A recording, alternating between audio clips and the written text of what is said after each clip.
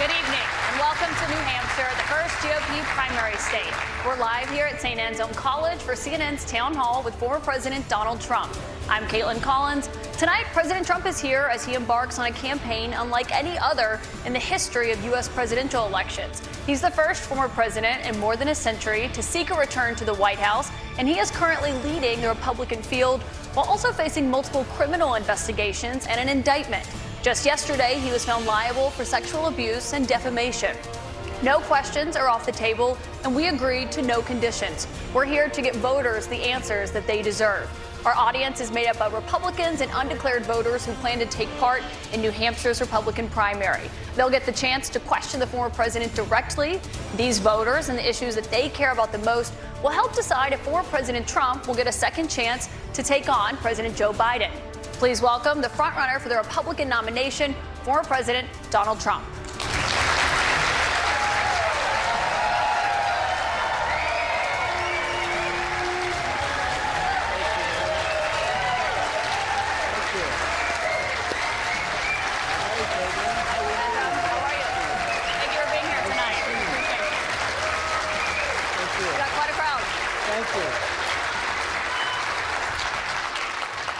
President Trump, thank you for your time here tonight. We got a great crowd here in New Hampshire, a lot of voters with a lot of questions about what your 2024 term would look like, what another Trump term would look like. We'll get to the voters shortly, but your polls show that you are dominating the Republican race right now, but you are also under active federal investigation for trying to overturn the 2020 election results. Your first term ended with a deadly riot at the Capitol, and you still have not publicly acknowledged the 2020 election results.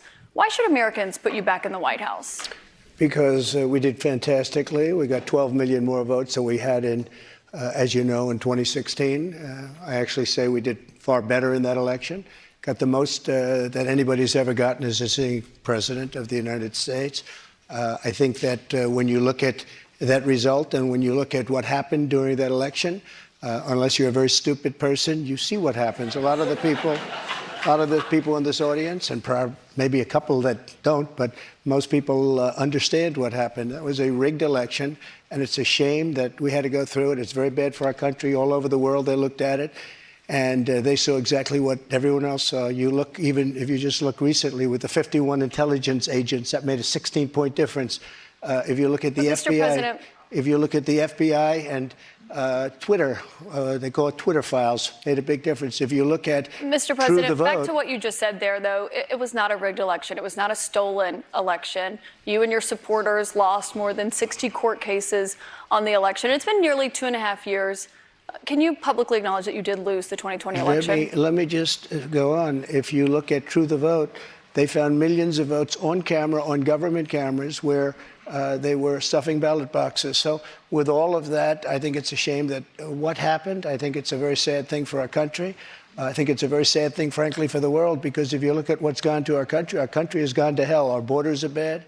Our military has been bad. You look at the taxes, you look at inflation, what's happened to inflation. It's just destroying our country. We've really become, in many ways, a third world country. And it's very sad what's happened in this administration. And it's something that will turn around on day one. We were energy independent. Now energy is at a level that we've never had to pay before. Nobody can afford to continue to pay what's happening with energy. But we were energy independent. We were getting out of Afghanistan with strength and with dignity. And instead we got out, we looked like fools, probably the most embarrassing moment in the history of our country. We have a lot of questions about the economy and foreign policy tonight, but what you just said there, Republican officials debunked those claims about fraudulent ballots. We want to give you a chance tonight. Who? Republican officials in Georgia and every single state. There is no, your own election officials, Mr. President. So we wanted to give you a chance. People were afraid to take on the issue. But we have a big problem in this country. We have elections that were horrible. If you look at what happened in Pennsylvania, Philadelphia, if you look at what happened in Detroit, Michigan, if you look at what happened in Atlanta, millions of votes, and all you have to do is take a look at government cameras. You'll see them, people going to 28 different voting booths to vote, to put in 7 ballots apiece. But Mr. President, and they're all I have to stop you there because there is no evidence of that. Your own election officials testified to that and have said that Republicans in these states did this. In Georgia, there were multiple recounts, including a hand recount. We have questions about the claims that you're making tonight from voters on this topic. I want to bring in Scott Dustin from Concord. He works in insurance litigation. He's an undeclared voter. That's what they call independents here in New Hampshire, as you know. He did vote for you in 2020. Scott, what's your question for the president? Hi, President Trump. Welcome back to New Hampshire. Thank you. Will you suspend polarizing talk of election fraud during your run for president? Will I suspend, excuse me, what? Will you suspend polarizing talk of election fraud during your run for president? Yeah, unless I see election fraud. If I see election fraud, I think I have an obligation to say it. And you know what we went through a short while ago has really put our country in a big problem. I hope to do that. I hope we're going to have very honest elections. We should have voter ID. We should have one-day elections. We should have paper ballots instead of these mail-in votes. But the answer is yes, and I hope that it's going to be very straight up, because if it's going to be straight up, we're going to win the election. So you will suspend talk, to his question, about the 2020 election on the campaign trail? I guess we're going to just win. We're at a point now, we're getting so close. Let's just win it again and straighten out our country. One other question on this.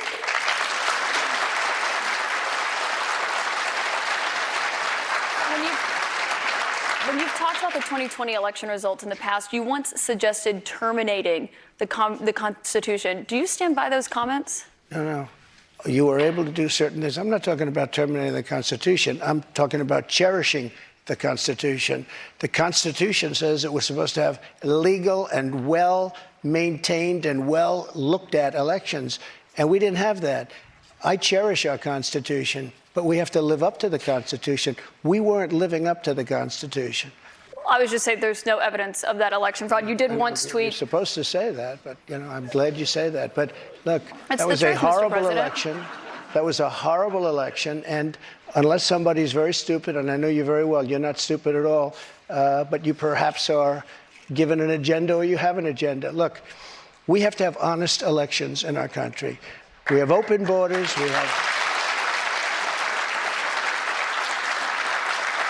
You look at what's happening. I mean, we have elections, we have open borders. Look at what's happening on our southern border. Millions and millions of people are coming here. They're being released from prisons. They're being released from mental institutions. And we have millions of people pouring into our country. And now they're getting rid of Title 42, which I put on, which kept people out that were sick and Mr. President, problems. we have a lot of questions about immigration to get to tonight. Obviously, that's a big topic, especially given what's expected to happen tomorrow. But I want to talk about the influence you have over your voters. It's very clear that you are very influential over them. You have a lot of impact. I've been to many of your rallies and seen it up close, which raised a lot of questions about the influence that we saw that you had on them on January 6th and your supporters when they attacked the Capitol. Do you have any regrets about your actions on January 6th? Well, January 6th was, again, we go back to it, but January 6th had to do with the fact that hundreds of thousands of people, and you don't see the pictures very often. A lot of the people here probably were there. January 6th, it was the largest crowd I've ever spoken to. That was prior to the walk down to the Capitol building. I don't think, and I've spoken to hundreds of thousands of people. I've never spoken to a crowd as large as this. And that was because they thought the election was rigged. And they were there proud. They were there with love in their heart. That was an unbelievable, and it was a beautiful day. And what I was asked to do, I wasn't involved in it very much. I was asked to come in, would I make a speech? I made a speech. I said, walk peacefully and patriotically, many different things. In fact, I brought a list of things. I don't want to bore the audience, but we can go sentence after sentence after sentence of things I said and things I put out. One of the big problems was that Nancy Pelosi, Crazy Nancy as I affectionately call her, Crazy Nancy Pelosi and the mayor of Washington were in charge, as you know, of security. And they did not do their job. They're not in charge of the National Guard. You're in charge of the National Guard. Well, I offered them National Guard. I said, we'll give you soldiers, we'll give you National Guard, we'll give you whatever you want. And they turned me down. And in fact, she turned me down. She turned me down in writing. They turned me down. But your acting defense secretary, Chris Miller, at the time, he says you never gave a formal order to deploy the National Guard. But when it came to that day... Just the opposite. Chris Miller wrote a book, and he's a fantastic guy, and he was ready to go. They turned him down. If you look, the mayor of Washington, D.C., lovely lady, she said, we don't want it. We don't like the look. Nancy Pelosi said, we don't like the look. If they would have had I offered them 10,000 soldiers. I said, it could be 10, it could be more, but I offered them specifically 10,000 soldiers. If they would have taken 500 soldiers, you wouldn't have had the problem. They turned it down. And if you look at the Inspector General report, he says they turned it down. They made a terrible mistake. Well, Chris Miller was your acting defense secretary. He says you never gave that order. But back to what happened on that day. He You said did you not weren't. say that.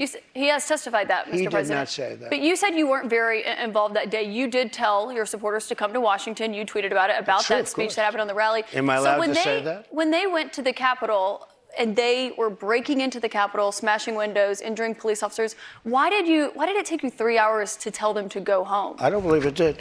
Oh, let me pull it out. I have to pull it out.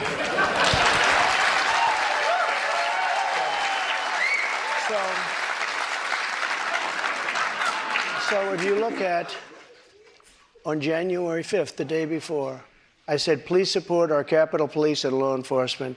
They are truly on the side of our country. Stay peaceful. Stay peaceful. This was the day before, and this was in the form of Twitter. Now I use Truth Social. I think it's far superior, okay? I hope everybody's on Truth. If you look January 6th, this is before 2:30. I am asking for everyone at the U.S. Capitol to remain peaceful. This is right after, as it was happening. But what happened is they took it down. I don't know why. I think they took it down because it was so good. They didn't like it being up there. I am asking, and we didn't know until I got it back, because now I have 90 million people waiting for me to go back, but I'm on Truth and I'm staying on Truth. Listen, I am asking for everyone at the U.S. Capitol to remain peaceful. No violation. We want no violation. We want no violence. Remember, we are the party of law and order. Respect the law and our great men and women in blue. Thank you. That was at 2:30. That was very early. Mr. President, I looked at the same timeline that you did. No, I know, but you didn't report that. You know why? Because it was taken down. We did report it. I was reporting that thing. It was taken down and it wasn't. But when it was clear to you that they were not being peaceful, you saw them rushing the Capitol, breaking windows. They were hitting officers with flagpoles, tasing them, beating them up. When it was clear they weren't being peaceful, why did you wait 3 hours to tell them to leave the Capitol? They listened to you like no one else. You know that. They do. I agree with that. But So why didn't you tell them to go home sooner? Nancy Pelosi and the mayor are in charge. I assume they were able to do their job. They weren't. But Pelosi's not in charge of Capitol security. And if you remember, security. I made a video right outside the Oval Office in the Rose Garden. And I'm very proud of that video. I didn't have a script. I don't need scripts like a certain person that's in there right now. What time, the video, it came out much later after they had already attacked the Capitol. It was a great video. And it was a beautiful video. And it said, I mean, I don't want to read it all, but you have to go home now. We have to have peace. We have to have law and order. We have to respect our great people of law and order. We love the people of law and order. We can't play into the hands of these other people. We have to have peace. Please go home. Now, I said that. You know what they did? They took that down. And you know, to this day, it hasn't been put up. And the reason is it's so good and so conclusive that all of this nonsense and all of the tens of millions of dollars that have been spent are just wiped away with this one. And they've never put it back up. They had another one that they did the same thing. But that video that you referenced there, it wasn't posted until 4:17 p.m. No, I'll tell you. They breached the Capitol at 2 p.m. That video was posted. 4:17 yeah, p.m. actually a little bit before that. Right, so that's my question. Because in that 3 hours, over 140 it was officers posted were after injured. the first one I just read, though, and that was at 2 o'clock. But I think the reason the timeline is so critical here, because going back to your influence, in that 3 hours, over 140 officers were injured that day. And a person named Ashley Babbitt was killed. Yes. You know what? She was killed, and she shouldn't have been killed. And that thug that killed her, there was no reason to shoot her. At blank range, cold blank range, they shot her. And she was a good person. She was a patriot. There was no reason. And he went on television to brag about the fact that he killed her. The officer was not bragging about the fact that he killed her. But bragging. one person who was at the Capitol that day, as you know, was your vice president, Mike Pence, who says that you endangered his life on that day. I don't think he was in any danger. Mr. President, do you feel that you owe him an apology? No, because he did something wrong. He should have put the votes back to the state legislatures, and I think we would have had a different outcome. I really do. But he doesn't have the authority to do that, as you know. What? The vice president does not have the authority to reject Are you ready? Let's those have this one election out results. just now, because it's interesting. Let's keep it interesting, right? I like Mike Pence very much. He's a very fine man. He's a very nice man. He made a mistake. His lawyer said, you cannot move. I called him the human conveyor belt. I said, even if the votes, I talked to his lawyer, even if the votes are absolutely fraudulent, he can't say, yes, sir, he can't send back. And the Democrats played it, and the rhinos played it. And then the election was over. They told him he couldn't do it. And Mike said to me, I can't do it. The lawyers told me I can't do it. They can't do it.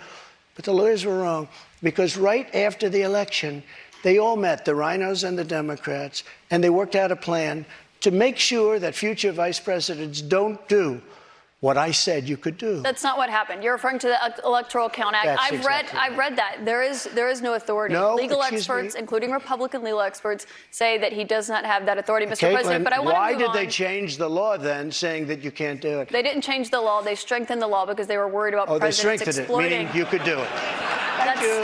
That's not what it means. Thank you. They strengthened the law because they were worried. Mike had the right to do it. They convinced him he didn't, and it was a horrible thing for our country. If you would have sent those votes back to Georgia, Pennsylvania, and other states, Wisconsin, which if you look at Wisconsin, they virtually admitted now that the election was rigged. If you would have sent those votes back to many of those states, they would not come back in the affirmative. And remember what I said, and you just said it pretty much. You admitted what I said was right. They said he didn't have the right to do it. And he did have the right to do it, and that's why they changed the law, taking that right away. I should note that your campaign paid for a recount that happened in Wisconsin. It actually had more votes for President Biden by the end of it. But I want to move on to Wayne Beyer. He's a retired attorney from North Conway. So many illegal votes were cast in Wisconsin. And if you look in Milwaukee, Wisconsin, they had so many illegal votes, they didn't even know what to do with them. You're absolutely wrong. Mr. President, there weren't any fraudulent votes in Wisconsin. I do want to get to the audience, though. We have questions for you from the audience. Wayne Beyer is a retired attorney from North Conway. He has previously served in Republican administrations. He volunteered for the Republican Party in the 2022 midterms. He voted for you in 2020. What's your question for the President, Wayne? Thank you for coming, Mr. President. Thank you, Wayne. My question to you is, will you pardon the January 6 rioters who were convicted of federal offenses? I am inclined to pardon many of them. I can't say for every single one, because a couple of them probably they got out of control. But, you know, when you look at Antifa, what they've done to Portland, and if you look at Antifa, look at what they've done to Minneapolis and so many other places. Look at what they did to Seattle and BLM. Many people were killed. These people, I'm not trying to justify anything.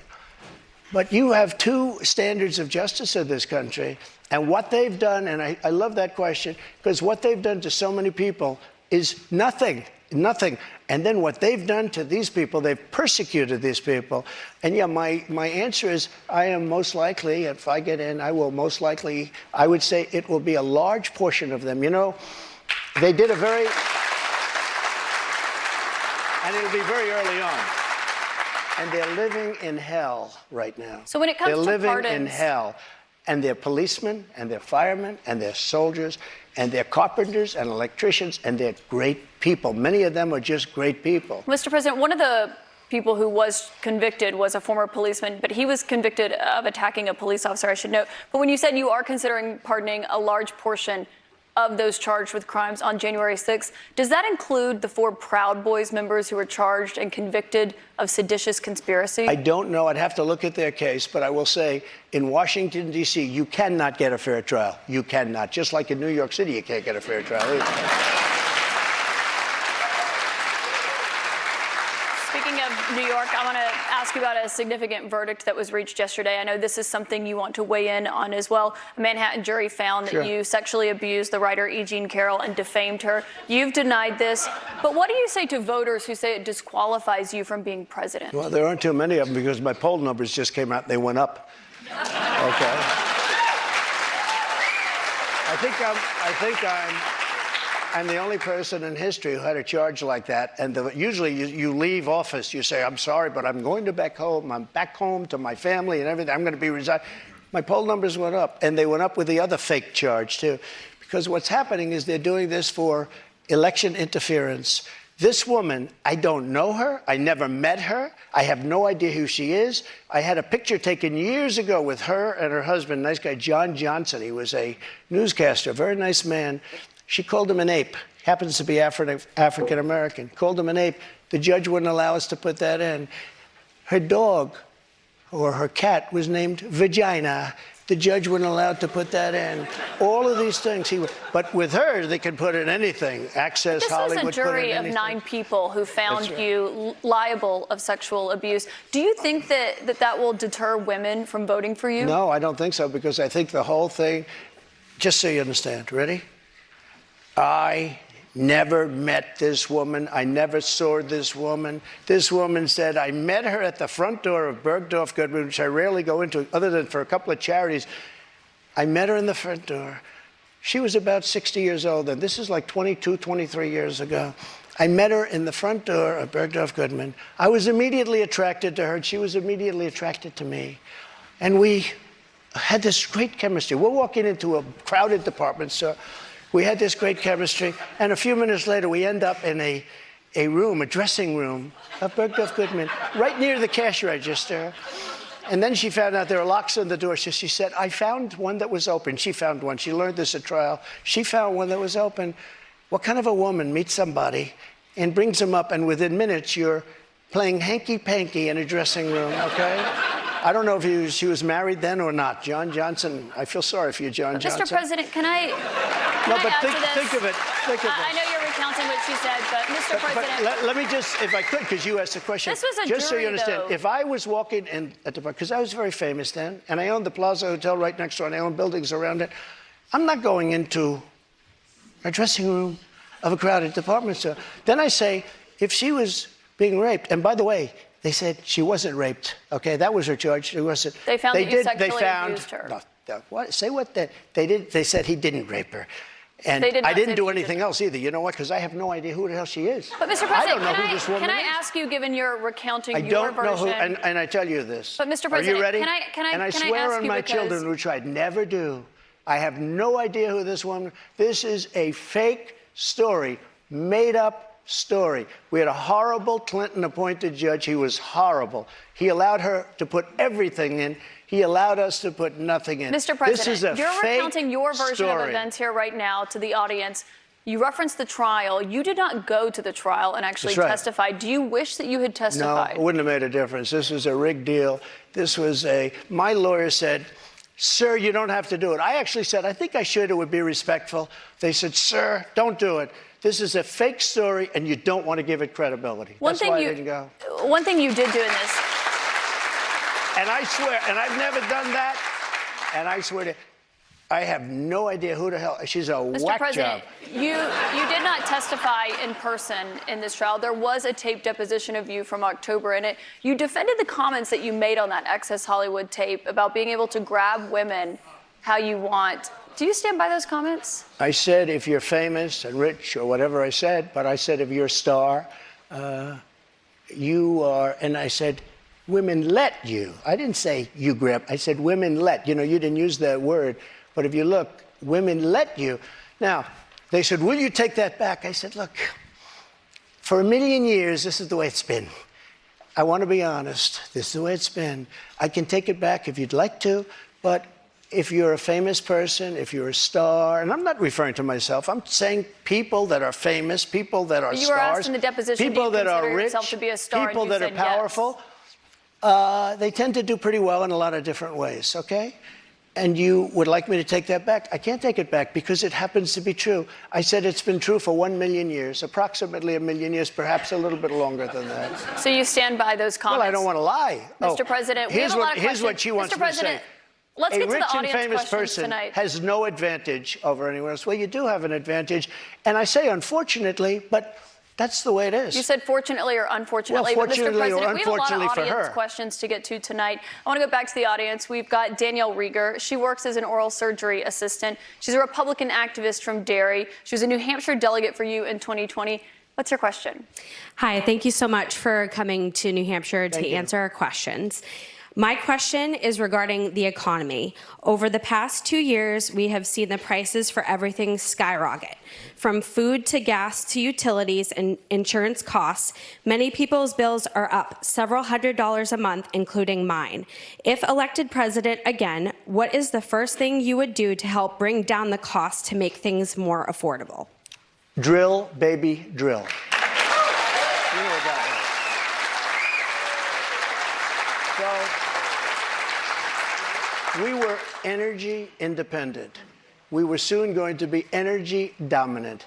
And nobody had ever done what I did. We got oil down to $1.87. Actually, it fell lower than that in some cases. We had to save the oil companies. The price was getting so. We were doing incredibly. We had the greatest economy in the history of our country, probably the greatest economy in the history of the world. We were energy independent, soon to be energy dominant. We were going to be bigger than Russia and Saudi Arabia put together ×2. We have more liquid gold under our feet than any other nation, And these stupid fools ended it. And energy went from $1.87 and even lower for gasoline, for a car.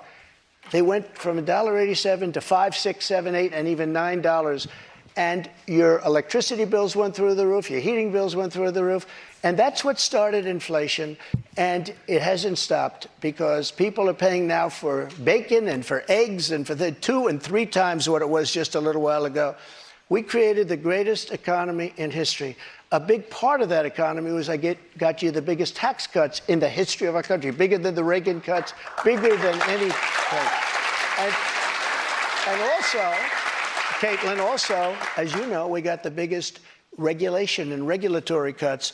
This place was rocking, and then we were given a gift from China, and China paid a big price. And let me tell you something. I took in hundreds of billions of dollars in taxes from China, but prior to COVID coming in, and then I rebuilt the economy again, a second time. But we had, prior to COVID coming in as from China, from Wuhan, which I said it came from Wuhan. Everybody said, oh, you're wrong about that. You're wrong. It came from Wuhan. I said it right from day one. So we had the greatest economy in the world. Here's the story. They made energy so high, and energy is all invasive. It is massive as an industry and as a cost. It lifted everything. If Mr. you President, if you made donuts, if you made, no matter what you did, and we had inflation, the likes of which I guess we haven't had, as I said, for 52 years, but I think more than that. We had no inflation. We had the lowest energy prices we've had in decades. This country was rocking and rolling. And by the way, we had the most secure border in the history of our country. Mr. President, we have more questions on the economy, and I want to make sure we get to all of those. As you know, the U.S. right now could be just 3 weeks away from defaulting on its debt. That could mean millions of jobs lost, people not getting their Social Security payments. People believe it would put the U.S. economy into a recession. On that topic, I want to bring in Marta Cervella, a student here at St. Anselm. She is an undeclared voter who did not vote in 2020. Marta, what's your question? Hi, Mr. President. Hi, thank you. So my question is, what do you think about the United States' current debt situation, and how can we move forward? Such an important question. So we're at $33 trillion, a number that nobody ever thought possible. When we had our economy rocking and rolling just prior to COVID coming in, like literally, we were making a fortune. And oil, we were going to make so much money from oil, we were going to start paying off debt. But then with COVID coming in, we had to do other things. We had to keep this country alive because it was so serious. But we have to get the country back. We have to lower energy prices. We have to lower interest rates. Interest rates are through the roof.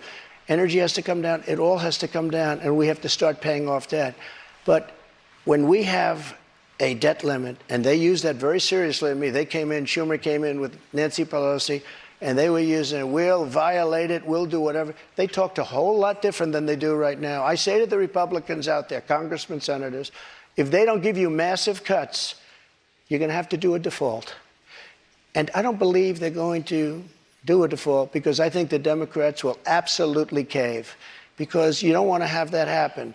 But it's better than what we're doing right now because we're spending money like drunken sailors. So just to be clear, Mr. President, you think the U.S. should default if the White House does not agree to the spending cuts Republicans are demanding? You might as well do it now because you'll do it later.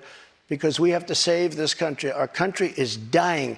Our country is being destroyed by stupid people, by very stupid people. You once said that using the debt ceiling as a negotiating wedge just could not happen. You said that when you were in the Oval Office. That's when I was president. So why is it different now that you're out of office? Because now I'm not president.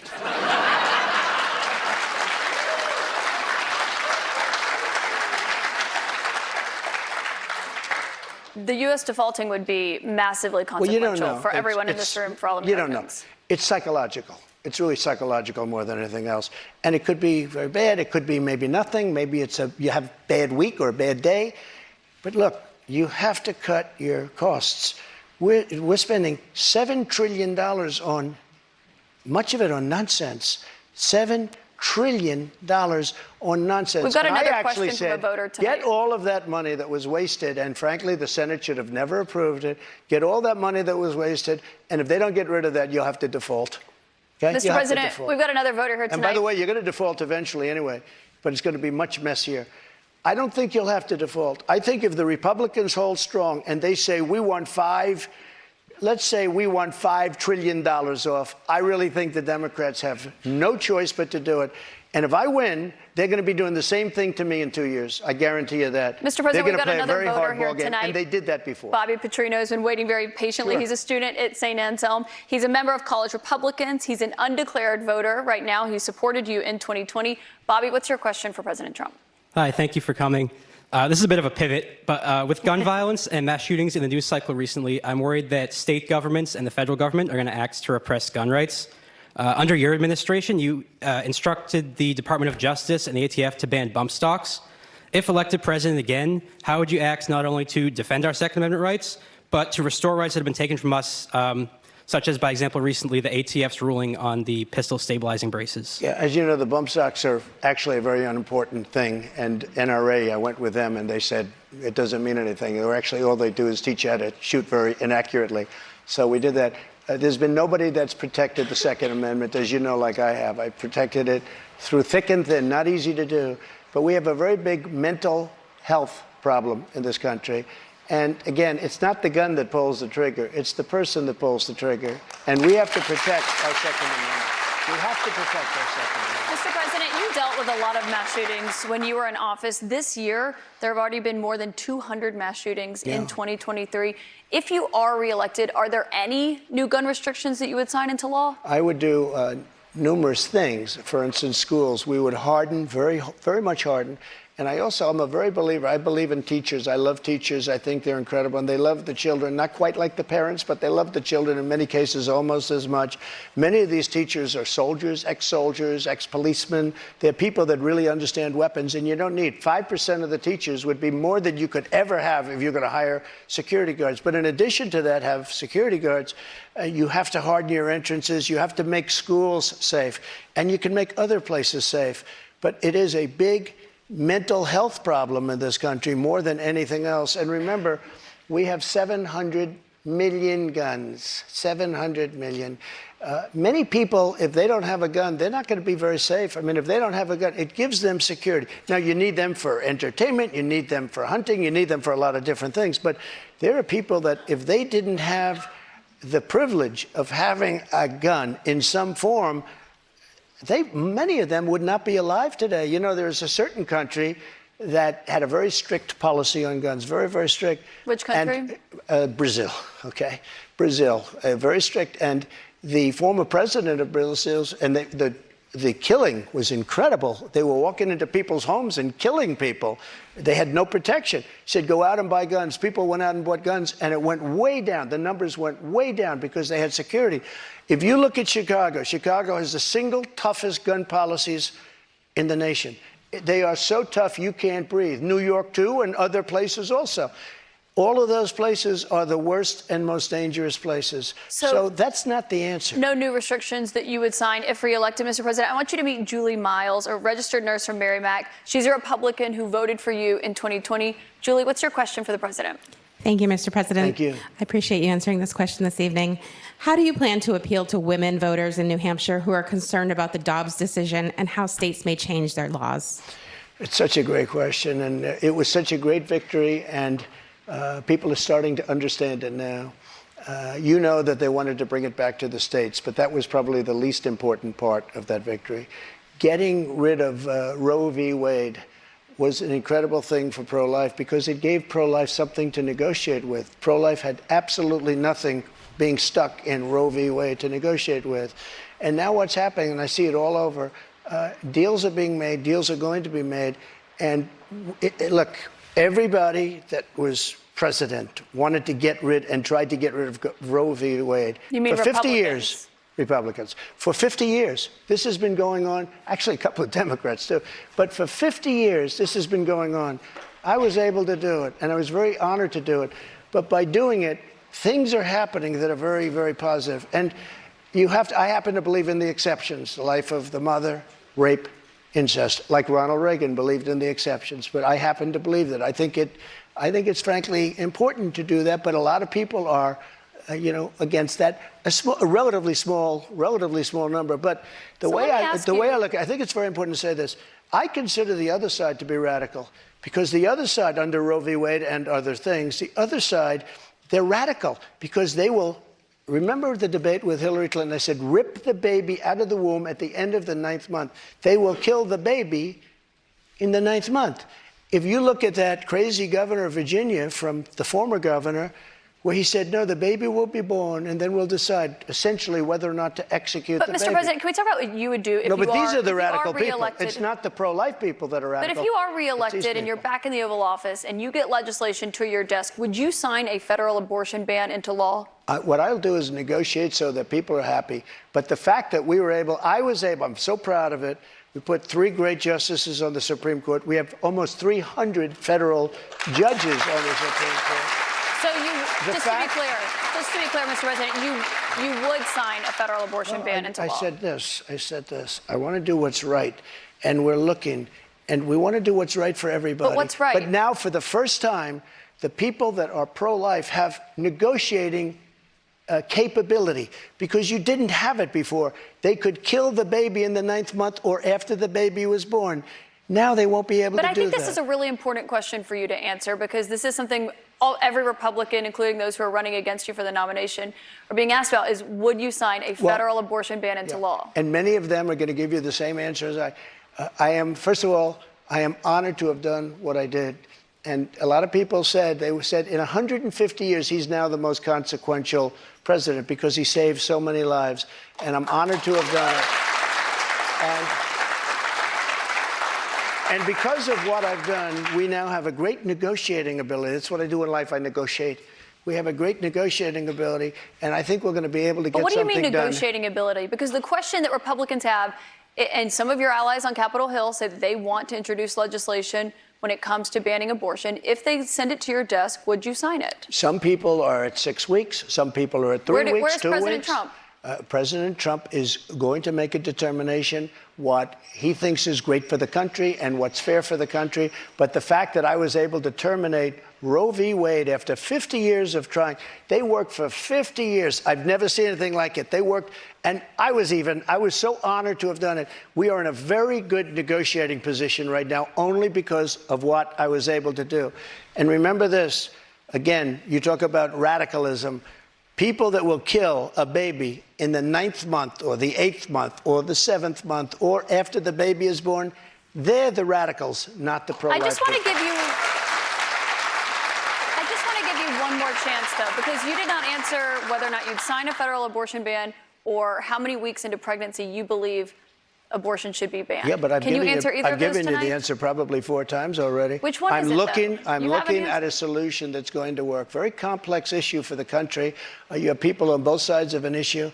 But we are now in a very strong position. Pro-life people are in a strong position to make a deal that's going to be good and going to be satisfactory for them. If you weren't able to get rid of, you wouldn't even be having a discussion. If you weren't able to get rid of Roe v. Wade, which put pro-life in a dead position, a horrible position, they could kill the baby at any time they wanted to. But we did something that nobody thought was doable. And other Republican presidents, and others, by the way, They wanted to get it out. They also wanted to bring it back to the states, but bringing it back to the states is a less important issue But that's why than it's the the issue that question we about a just talked federal about. abortion ban. You Well, did not say yes or no to that. It You did not depends say how many it weeks. depends what the deal is. Lindsey Graham's You did not say a how good many man. weeks. He's got an idea, and a lot of other people have an idea. And I look at all the different And a lot of people ideas, will be curious what I'll your make the right idea is decision. on that. President Trump, we've got more questions to come for you tonight. I'll We'll make be the right right back decision for the in just a moment.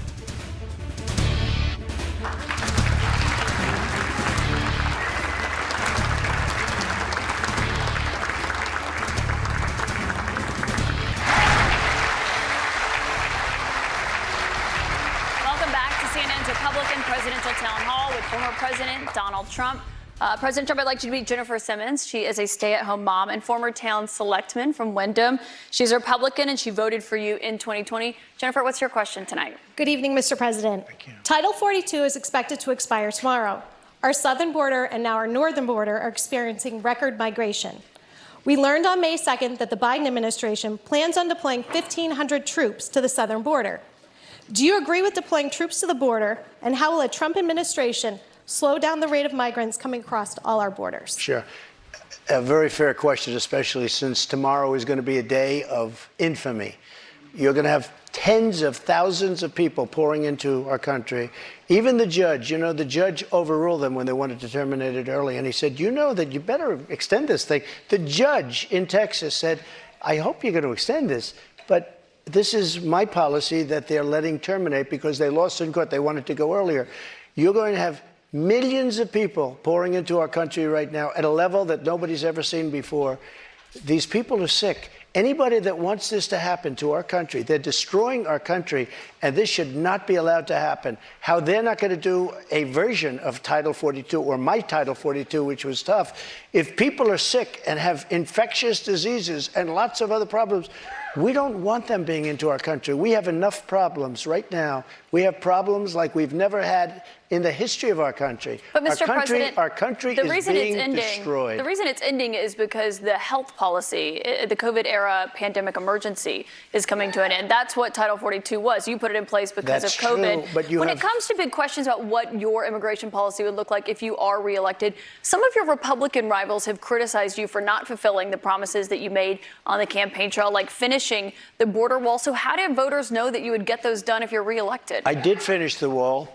I built a wall. I built hundreds of miles of wall, and I finished it. And then I said, we have to build some more because there are areas like water going through a dam.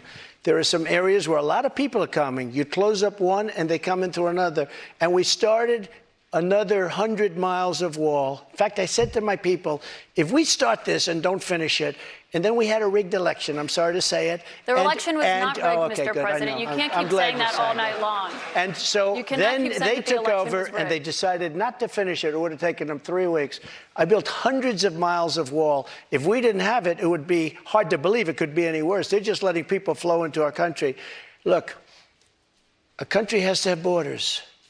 There's never been anything like is happening to our country right now. You built about 52 miles of new wall when you were in office, Mr. President. It wasn't the complete wall. One other thing that with immigration... No, but I have to respond to that. With your immigration, it was only about 52 miles of new wall. This is what she does.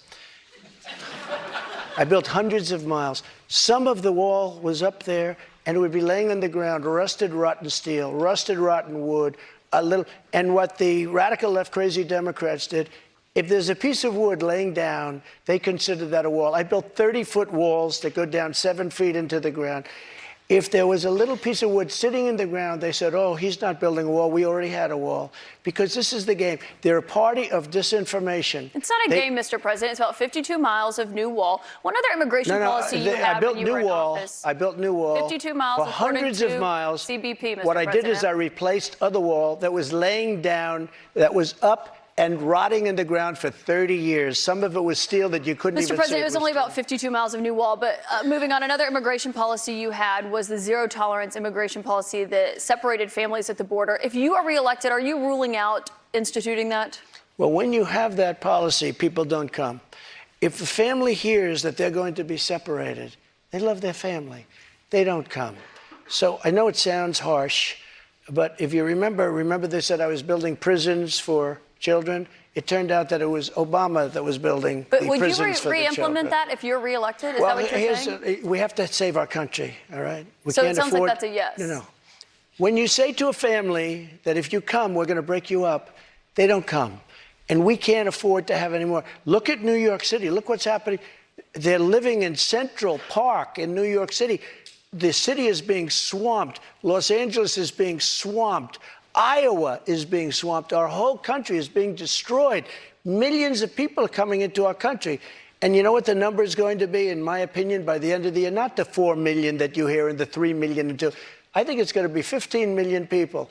And in these people, they have no idea where they come from. They come from 129 different countries so far. 120, not just the 4 that we talked about. Just to put a button on that, it sounds like what you're saying is that you're not ruling out re-implementing that immigration policy. I want to get to another voter. Caitlin Boissonneau is a student here at St. Anselm College. She's a Republican. This will be the first election that she has voted in. What's your question for the president, Caitlin? Hello, President Trump. Hi. Thank you so much for coming. Thank you. The current administration has made it clear that we should continue to provide military equipment to Ukraine so that they can defend themselves. Do you support this decision, and how would you deal with the increasing threat posed by Vladimir Putin? First of all, thank you very much. It's really nice. And it's an important question, so important, because we're giving away so much equipment. We don't have ammunition for ourselves right now. We don't have ammunition for ourselves. We're giving away so much. But here's the thing. I have to say it to start off. No longer matters. If I were president, this would have never happened. And even the Democrats admit that. Putin knew it would have never happened. And his pipeline would have never happened. A lot of things would have never happened. But this would never have happened. And all those dead people, both Russian and Ukrainian, they wouldn't be dead today. And all those cities that are blown up and disintegrated right to the ground, that wouldn't have happened. Okay, now, here's the problem. We've given so far $171 billion. They've given, meaning European Union, which is approximately the same size altogether as our economy. They've given about 20. So we're at 170, let's say, and they're at 20. You don't have to know too much about history to realize, or geography, to realize that they're a little bit more affected than we are, okay?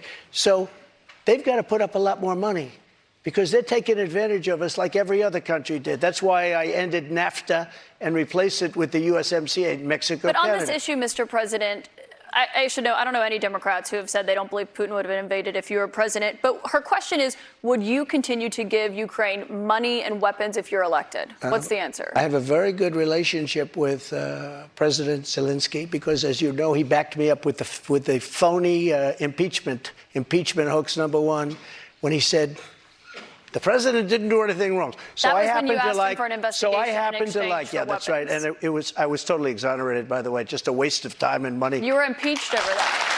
You were impeached over that. But let's stay on topic here, Mr. President, because the question is, would you give Ukraine weapons I was and funding? impeached by a crazy woman named Nancy Pelosi. But the question here is, would you give Ukraine weapons and funding if you were elected? I would sit down. Let me just put it a nicer way. If I'm president, I will have that war settled in 1 day, 24 hours. How would you settle that war in 1 day? Because I'll meet with Putin, I'll meet with Zelensky. They both have weaknesses and they both have strengths. And within 24 hours, that war will be settled. It'll be over. It'll be absolutely over. Do you want Ukraine to win this war? I don't think in terms of winning and losing. I think in terms of getting it settled so we stop killing all these people and breaking down this country. Now, on that, you said you don't think in terms of winning and losing. Mr. President, can I just follow up on that because that's a really important statement that you just made there. Can you say if you want Ukraine or Russia to win this war? I want everybody to stop dying. They're dying, Russians and Ukrainians. I want them to stop dying. And I'll have that done. I'll have that done in 24 hours. I'll have it done. You need the power of the presidency to do it. But you won't say that you want Ukraine to win. You know what I'll say? I'll say this. I want Europe to put up more money because they're in for 20 billion. We're in for 170, and they should be. And they should equalize. They have plenty of money. They should equalize. I got with NATO. But I'm asking when I sat down, I got them right to now, put up Mr. hundreds President. of billions of dollars that they weren't paying under Obama and Bush and all of these other presidents. That's why they're able to help them fight the war, because of the money I got. But I let's want talk about Europe what's happening in Ukraine, excuse me, Mr. I want President. Europe to put up more money, because they're laughing at us. They think we're a bunch of jerks. We're spending $170 billion for faraway land, and they're right next door to that land, and they're in for 20. I don't think so. When it comes to what's happening there, when you were in office, you said that you respected President Putin. Do Yeah, you I do. still respect him today? He made a tremendous mistake. He was a smart guy, you know. I remember I said he was smart, she was smart. What was his he mistake? said President Xi of China, right, is smart. Okay, 1.5 billion people. He's the ruler of 1.5 billion people. I said, yeah, he's a smart guy. How dare he say he's smart? Of course he's smart. They want you to say he's a stupid person. Okay, he's not a stupid person. He's very smart. He's very cunning. And Putin made a bad mistake, in my opinion. What was his mistake? His mistake was going in. He would have never gone in if I was president. We used to talk about it, too. Do you believe that he is a war criminal?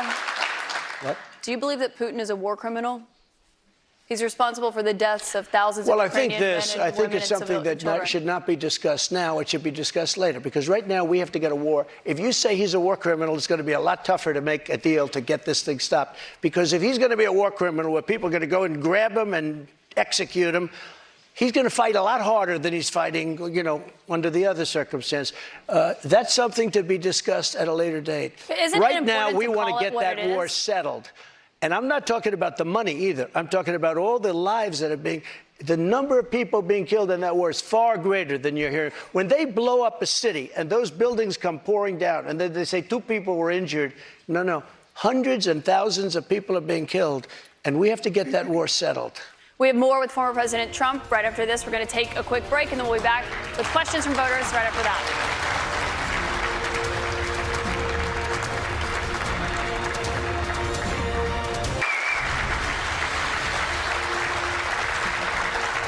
Welcome back to CNN's Republican Presidential Town Hall with former President Trump. President Trump, we have a lot more voters' questions, I should note, in here in New Hampshire to get to, but I also want to talk about some of the other investigations that you're facing. We talked about others at the top, but one of those is the special counsel's investigation into classified documents that were found at Mar-a-Lago. Why did you take those documents with you when you left the White House? I had every right to under the Presidential Records Act. You have the Presidential Records Act. I was there, and I took what I took, and it gets declassified. Biden, on the other hand, he has 1,850 boxes. He had boxes sent to Chinatown, where they don't speak even English in that Chinatown we're talking about. I got to stop you right there. Nobody talks about him. They talk about us. Just so you understand, I had every right to do it. I didn't make a secret of it. You know, the boxes were stationed outside of the White House. People were taking pictures of the GSA of the various people. I got to stop you right there, though, because the moving. Presidential Records Act, which is not well known to a lot of people, I read it. It does not say that you can take documents with you. It says actually that they are the property of the federal government. It says you talk, you negotiate, you make a deal. It's not criminal, by the way. The Presidential Presidential Records Act is not criminal. And just so you know, it does not say you can negotiate to take the documents with you. Can I tell you? Just so you understand, the Presidential Records Act is not criminal. I took the documents. I'm allowed to. You know who else took them? Obama took them. Nixon took them. Obama Reagan did not took take them. documents. Oh, he didn't? The difference here that I'd like Take to a look. note, Reagan the National took Archives them. says that President Obama Even did Jimmy not Carter, take documents. even Mike Pence had some documents, and he's a You very referenced honorable Pence, guy. you referenced But you know who Biden. took them more than anybody is Joe Biden. He has 1,800 boxes. That's And not nobody accurate, even Mr. knows where President, they and you are. know that. 1,800, and nobody talks about him. Mr. President, And they that's not accurate. put a rough guy on us, and they, in the I think meantime, it's they have important, Mr. nobody. President, to actually set the record straight here. They took documents, including President or Vice President Pence. When they realized they had documents, they turned them back over. The difference is that you waited to turn yours over, and it was a year-and-a-half effort that included a subpoena with those documents. One question about what happened when you had those documents. It included a raid on my house. That's what it included. But They you had didn't raid. you'd gotten a they subpoena didn't raid and they had not Biden's been house. turned over yet. They didn't raid Biden's house. You know what happened? They put him in the house. That's the one with the Corvette, where the documents were laying all over the floor. That was fine. And you know who happens to be at Mar-a-Lago? Secret Service, and they're phenomenal. I have Secret Service. He didn't have Secret Service. The other thing, the vice president cannot declassify. He didn't have the right to declassify. He has documents from when he was a senator. And even Democrat senators say, I can't believe it. No, I went by the Presidential Records Act, That's not and what we the were Presidential negotiating Records with Act NARA. says. That's not what it says, And Mr. NARA has President. red flagged a thing called the Constitution of the United States and the Bill of Rights because they consider them Mr. dangerous President, that's documents. not what it Those says, are and the I people should we're note. dealing And with. I should note that there is a special counsel investigating your document situation, also President Biden's document situation. When it comes to your documents, did you ever show those classified documents to anyone? Not really. I would have the right to. By the way, they were What do you mean, not declassified after. really? Not that I can think of. Let me just tell you, I have the absolute right to do whatever I want with them. I have the right. I was negotiating with NARA. Do you know what NARA is? The National Archives. Extremely negotiate left group with of them. people. Extremely left. And I was negotiating with They're them. not All of a left, they're sudden, they bipartisan. raided my house. They didn't raid the house of Joe Biden. They didn't raid Obama. But Joe Biden didn't ignore a subpoena to get those documents back like Joe you Biden did. And so took that's the question. 1,850 boxes. But that's the question that investigators have, I think, is why you held on to those documents when you knew the federal government was seeking them and then had given you a subpoena to return Are them. you ready? Are you ready? Can I talk? Yeah, what's You the mind? answer? Do you mind? I would like for you to answer the question. Okay, it's very simple to answer. That's why I asked it. It's very simple to. You're a nasty person, I'll tell you. Can you answer why Very you simple. held on to the documents? I was negotiating, and we were talking to NARA, that's Washington, to bring whatever they want. They can have whatever they want. When we left Washington, we had the boxes lined up on the sidewalk outside for everybody. People are taking pictures of them. Everybody knew we were taking those boxes. And the GSA, the government service, the GSA was the one taking them. They brought them down to Mar-a-Lago. We were negotiating with NARA. All of a sudden, they raid our house. When Biden had his documents, he won't give back the 1,850 boxes. And you're going to find some real gems in there. But it was So Biden you who can't have alerted all them that these he had different the sets of- documents. all The these National different Archives sets of- reached out to you to get your documents back. Why did you not turn them over when you got a subpoena Because we were asking for you to turn negotiating them with over? them. We were negotiating with them as per the Presidential Records Act. We were negotiating with NARA. That's not what the Very nice Presidential Records people, Act says. I've but they seen got to it. love our Constitution a little bit more, and they shouldn't red flag it, by the way. Very nice people. We were negotiating with NARA, and that's what the Presidential Records Act says, because Richard Nixon, surprisingly, had problems, and he had a lot of problems dealing with NARA, and they ended up passing that's why legislation they called the created the Presidential PRA. Records Act, just for this kind of a thing. We were My dealing last with them. We question were on this talking. Excuse me. Wait a minute. subject, Mr. Wait. President. We were talking to them. We would have done it, but all of a sudden they raided the house. Now, why hasn't the FBI raided Biden? But I just explained to you Why? why. No. It's because he's the one. They alerted the 1,850 government that they okay. had those documents and had them come and get the Why documents did from his Biden- house. no, they My didn't question take for you, though, when it comes to documents, do you still have any classified documents in your possession? Are you ready? Do you? No, I don't have anything. I have no classified documents. And by the way, they become automatically declassified when I took them. But No, you have why? to declassify Let me them. ask you a question. Why is it that Biden had 9 boxes in Chinatown? And he gets a lot of money from China. Why is that?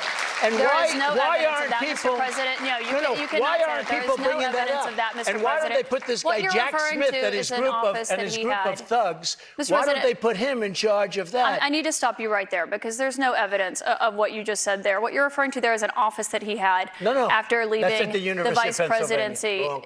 He had a temporary office. But I want to ask you about another investigation You're so that you're wrong. facing. You don't know the subject. I do know the subject. He had and I one do at know the University facts, of Mr. Pennsylvania, President. but he also had I want to 9 move on to boxes another in investigation that Chinatown. you're facing, which is the one that's She doesn't happening understand in it. Georgia, where they are investigating there your efforts to overturn the election results in the state of Georgia. did At the nothing wrong. It was center a of perfect that, phone call. let me finish my question. At the center of that is that call that you had with the Secretary Perfect of State, call. Brad Raffensperger. Yeah, sure. Given the fact that there are indictments expected to come in that case this summer, is that a call you would make again today? Yeah, I called questioning the election. I thought it was a rigged election. I thought it had a lot of problems. I guess he's Secretary of State. I called. Listen to this. There are like 7 lawyers on the call, many of them from there. We're having a call. We're having a normal call. Nobody said, oh, gee, he shouldn't have said that. Why? If this call was bad, I questioned the election. You if asked this him to call find was you bad, votes. I didn't ask him to find anything. Let me We've just tell heard you, the audio if tape, this Mr. call President. was There's bad, an audio of you asking him to I find you said, 11,000 you owe something me votes. votes because the election was rigged. That election was rigged. And if this call was bad, why didn't him and his lawyers hang up? How dare you say that? This was a perfect Well, they were phone clearly call. concerned enough. They recorded the call, and I should note that, of course, This was a call that was made to question the results of election. And when we can't make a call to question election results, then this country ought to just forget about it. you weren't just questioning the election results. I was you were questioning asking the him to election. find you votes. And I should note that there is no evidence of fraud. There is no rigged election in the state of Georgia. I want to get back to the audience, though, Mr. President, because those are false claims you're making about what happened in Georgia. Jordan Tullenberger is here. He's an undeclared voter from Hollis. He voted for you in 2020. Jordan, what is your question for President Trump tonight? Thank you, Mr. Trump. Thank you very much. I'm 26. I'm a veteran. I help manage a private aviation company. You want a job? I'd love one, yeah. I'm looking for somebody very good. I'm not for mandates or government interference in private business, but I've Right. seen Republicans going after us like DeSantis after Disney. Right. What would you do as president to protect us from government interference? Well, I'm the one that really wants to protect you. All of these fake investigations of me are about election interference. They think because I'm leading Biden by 11 points, 7 points, 9 points, I'm leading DeSanctimonious by a lot, by 40 points or 45 points. I think he ought to just relax and take it easy and think about the future, because right now his future is not looking so good. I will tell you this. We are really putting it to Biden, but he's putting it to himself because the economy stinks, inflation is horrible, and the border is a disaster. And by the way he got out of Afghanistan was the single most embarrassing moment in the history of our country. Mr. President, I have one more question for you here tonight, and I think while we're in front of the voters here in New Hampshire, this is a fundamental question for you. You are running in the 2024 race. If you are the Republican nominee and you are in that 2024 race, will you commit tonight to accepting the results of the 2024 election? Yeah, if I think it's an honest election, absolutely, I would. Will you commit to accepting the results of the election regardless of the outcome? You want me to answer it again? If I think it's an honest election, I would be honored to. And right now, we are so far ahead of both Democrat and Republican. And you know what? If I don't win, this country is going to be in big trouble. It's so sad to see what's happening. But no commitment there on the accepting the results regardless of the outcome. If it's an honest election, correct, I will. Okay, so not committing to accepting the 2024 election results or acknowledging what happened in 2020. Go ahead. President Trump, I want to thank you for coming here tonight. This is an important conversation with voters to hear and to have. Thank you to our audience and to our host, St. Anselm College. CNN's coverage continues with Anderson Cooper and Jake Tapper. Thank you. Thank you very much. Thank you very much, Caitlin. Good job. Thank you, Caitlin. Thank you very much. I like you guys. We love New Hampshire. Thank you. Thank you, Woody. Good luck, Woody.